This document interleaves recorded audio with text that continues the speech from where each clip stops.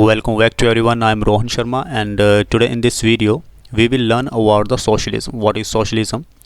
So socialism is an economic, social and political theory advocating collective or government control over the means of economic production, and the administration of a country should be in the hand of a government. So basically socialism promotes the well-being of a people, promotes the government control over the means of economic production. Now, what is the means of economic production? Means of economic production means which tools you are using to produce the goods and services. So, for the capitalist society and socialist society, means of production is necessary and very important part. So, means of production include the machinery, tools, farms, factories, natural resources, infrastructure used in producing and distributing the goods which is necessary to directly satisfy the needs of the people. Now, under the socialism, any surplus or profit resulting from these citizen-owned means of production means the government-controlled means of production is shared equally by those same citizens. But in case of a capitalism, we see the surplus in the hand of a few, for example, elite class, capitalist class, and the rest of the people goes in a mercy. So, in socialist system, all decisions regarding production, distribution, and pricing are made by the government. Citizens in socialist society depend on the government overall for everything, including food, housing, education and healthcare.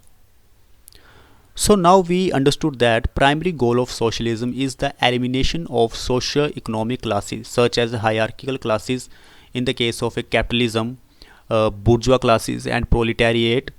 So it promotes the equal distribution of a income, and some disparities and discrimination should be eliminated in the case of a socialism. Now we will learn about the history of a socialism. So the concept of a socialism we learn from the Plato's theory of a utopianism, which talk about the equality. Socialism as a political doctrine evolved during the late 18th and 19th century in opposition to the abuses of a uncontrolled capitalistic individualism arising from the French Revolution and Industrial Revolution in the Western Europe. As we see that feudal system replaced by the capitalist system, and now capitalist system is expected to be replaced by the socialism, that is a socialist society. So socialism is a concept which promotes the well-being of a overall all the people. Now in the case of a modern day, it is very difficult to say that free market economy is good or socialist economy is good. I think both are a good, but in case of a mixed economy, we have seen that a free market economy features, and we have also seen the socialist economic features.